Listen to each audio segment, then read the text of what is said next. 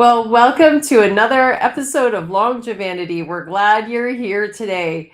Have you ever been told that, it's just stress? Or, you know what, you're just overtired? Or maybe you need to cut back a little? Have you considered just relaxing? If you've heard those words and you found them frustrating, and although they're well meant, they just don't land well, maybe today's discussion is just the right topic we should be having. So I hope you can stay with us today. My name's Amber Bocknek. I'm the physician here at Thrive Metastaetics and Wellness. I have a practice up here in Ontario, Canada, and this is our podcast, Longevanity, where we really explore the intersection between health and wellness, aging well from the inside out, looking and feeling your best. A few things before we get started. First and most importantly, the content we talk about is really intended to be educational, and it's not a replacement for your very detailed care from your healthcare provider. I really do want to stimulate questions and conversations and things that you can bring forward to your team who takes care of you.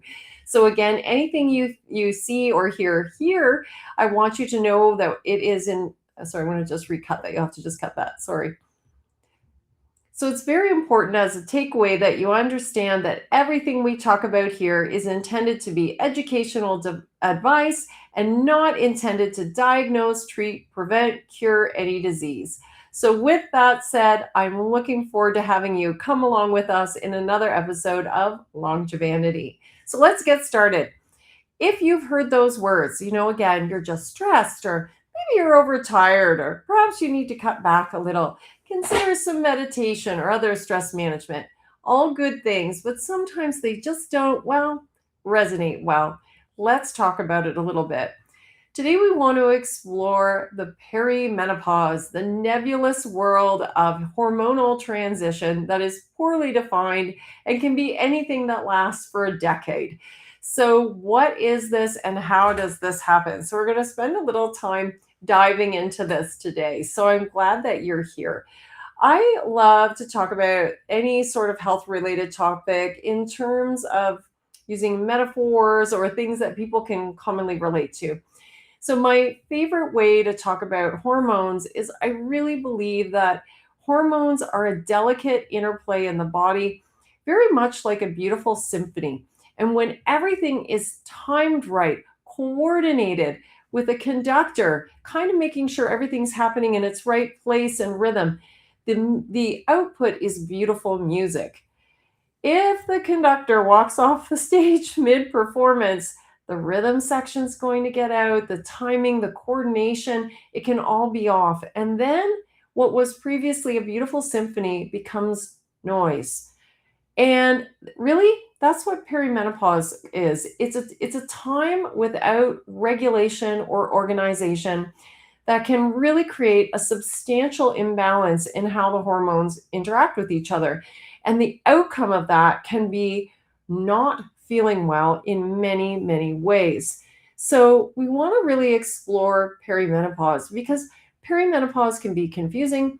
The internet is very loud about what that is and is not, and sometimes that's correct and sometimes it isn't. So, there's a few things we have to understand. And first of all, let's just touch a little bit on lab values.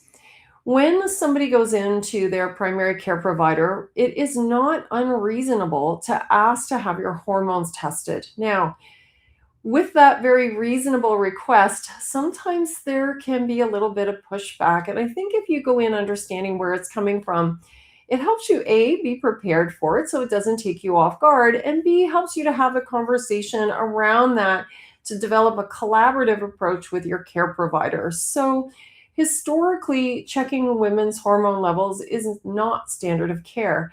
And I find that kind of interesting in the realm of something we need to improve. For example, if a man goes in for hormone testing, or specifically for testosterone, it is standard of care or policy that we check testosterone levels. It seems logical, of course.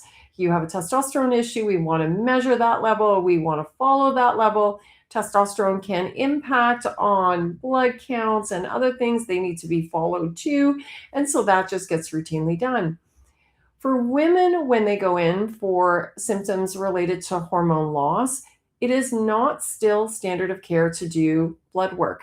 And so, if you've been in a consultation with your primary care provider, it's not that they are not caring or not wanting. It is not something that they have been taught or encouraged to do as part of the workup for the female hormone loss experience. So, the standard of care conventionally at the time of this podcast is still primarily symptoms based. What symptoms do you have? Okay, it sounds like it's low, so we will do X. Or it sounds like it's high, and we will do Y. So it's very much symptoms based. It's not standard of care. It's not routine policy. Why for one gender and not for the other? Well, that is a question that remains unanswered, but I think it's something we can improve upon. I think we have a logic problem to say that men require testing and women don't. Women actually have a very complicated hormone interaction cascade. And I would argue, as an opinion of one, that I think it is actually more important to check women's hormone levels. Well, not that it's not important to check men's. Let me rephrase. I think it is every bit as important to check women's hormones as well. I'm very much of the philosophy to test and not guess. Ironically, in uncommon situations, but not never, sometimes the symptoms of low hormone somewhat mimic the symptoms of high hormone, and you can't just tell from symptoms alone. So I think testing is reasonable, but it's not standard of care. So you may find that there is some pushback there. Not again because the person is not a good care provider, it's just what has been taught. And this is something systematically we need to try to change. The second objection or pushback with testing for women, particularly women in perimenopause, is that perimenopause is a time pretty much of no rules. So estrogen can be crazy high, it can be low, it can be all over the place. So sometimes a care provider might say, well, I don't see the rationale in testing you because again, it can be anywhere. And so the single reading doesn't really indicate much. In some ways, this is correct. A single reading is not the full picture. But again, if I apply the logic argument to it, it's not a rationale to not test. It's actually a rationale to test a little bit more often and try to get a picture. Lab results are just a snapshot in time. It's only what we're looking at in that little moment and does not reflect the full picture. So there are a couple of ways to try to evaluate more thoroughly. One is to do blood work across a couple of cycles and just see what's happening over time. Another approach is to look at it more from a functional medicine approach and take a look at some of the month-long cycle tests. These are available and they are home tests where we check hormone levels throughout the month and we compare estrogen against progesterone all the way through the month and we can get a much better idea of what's going on. It's like comparing a picture to a reel. You get a lot more information from more observation over time. So it's not that we can't measure, it's just that it's more detailed and we need to be more thoughtful and more strategic with our approach. So again, these things can happen. In the perimenopause, again, it's a time of no rules. Usually what we see happen first is we start to see falling progesterone. Progesterone, if you think way back to health class, I remember, I think I was in grade 9 when we all got divided from phys ed. The boys went to their health class and the girls went to ours. And we looked at the menstrual cycle. And in the menstrual cycle, we took a look at estrogen and progesterone and ovulation and fertility, of course, with their teaching around, practices to try to avoid unplanned pregnancy. But we looked at the menstrual cycle. So what happens in the menstrual cycle? In the first half of the menstrual cycle, estrogen is present and progesterone generally is not. At the midpoint, when we get to ovulation, the egg is released from the ovary, and the little developing bed where the egg came from, that little site actually converts into a gland, and that is where progesterone comes from. So, with that, it only seems to make sense and comes to reason that progesterone is only present for the second half of the cycle. So, estrogen is present both before and after ovulation. And then progesterone should really be from ovulation until just before menstruation. If the little egg is not fertilized and does not implant, there's no signaling back to the ovary. And so, after a set period of time, usually anywhere from 12 or 13 days, the little bed that the egg came from, now known as the corpus luteum, the little gland that little bed came into or turned into, that stops secreting progesterone, and the fall of that is what the signal is, the biological signal to reset the whole system, have a period, and start over. So, a couple important things to note. The eggs that we as women have, that I have, other women have, these little eggs were formed when we were fetuses. They are as old as we are. And so, all of the eggs of our whole life were made when we were just inside our mother's uterus developing. And so the quality of them over time as we age, it kind of peters out as well. And so the quality of the egg release, the quality of the corpus luteum, the amount of the progesterone, it falls. So again, as we come into perimenopause, one of the triggering events of this is the fall of the progesterone. With that, again, we see also some changes in estrogen. And the estrogen then can sometimes be too low or way too high, but it can widely swing. And so, with this, we can see some of the extreme variability of the symptoms of perimenopause. There are no rules. You're not just necessarily low estrogen or low progesterone or no progesterone or high estrogen. You're all of the above. So, one week you absolutely can feel one way, one week you can feel another way. And again, there's no predictability, no stability in the way your mood feels, your energy, your sleep, your background anxiety level, and your metabolism. So, all of these things are very, very connected. Progesterone as a hormone has a lot of different effects in the body.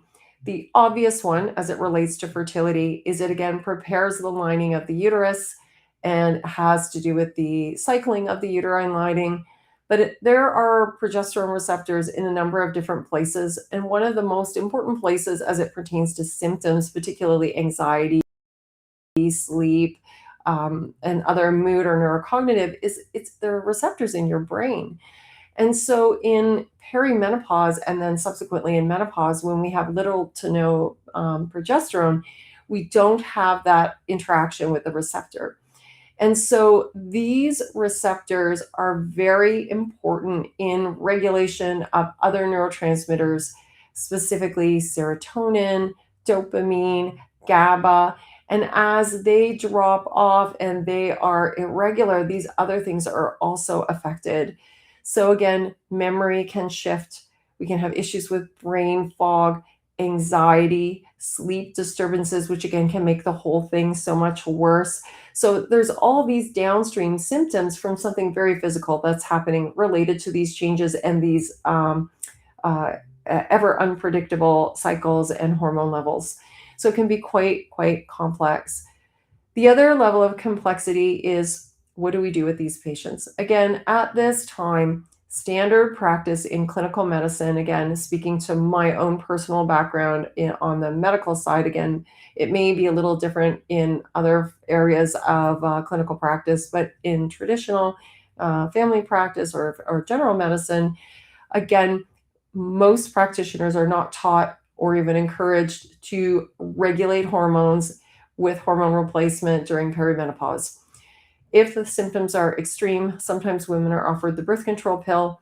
That is a whole other topic for conversation. It's not generally something I would recommend during perimenopause for most women who don't need contraception, because there are issues with oral estrogen as far as clotting risk and DVT, which is again clots in the legs or embolisms to the lung or other, but definitely the oral contraceptive pill can have issues because of the oral estrogen. And the progestin component is progestin, not natural progesterone, which of its own can have some issues as well. So there are things that can be done, but conventional medicine struggles and doesn't actually have sort of a standard approach to it. And so again, this is why sometimes it can be very frustrating or difficult when you go in.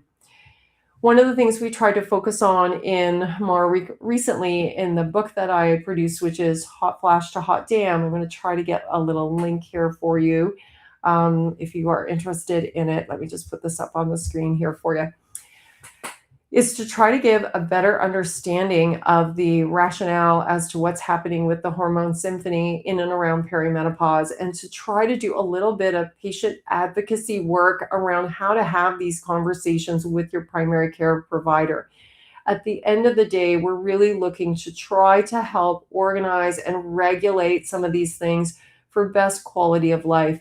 You talk to women who are going through this, you can really hear from them how difficult these situations are and how it affects so many aspects of their life.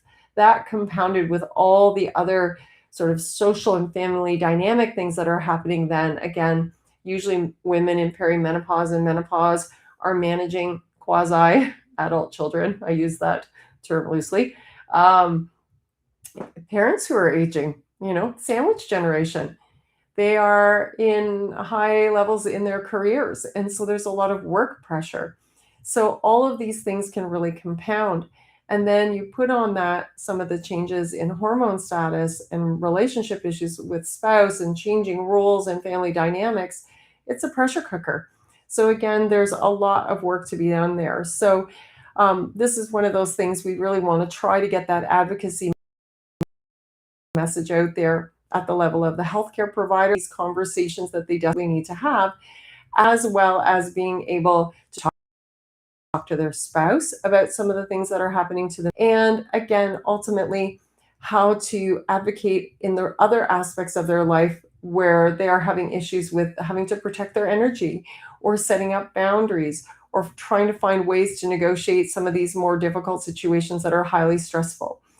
So with the book, The Hot Flash to Hot Damn, there is a complimentary workbook that brings people through exercises to try to, again, have these talk points with their family doctor or their care provider, and also to some of this healthy boundary setting. So again, if this is something that might be of interest to you, let me just give you here. This is the workbook. You don't even need to buy the book.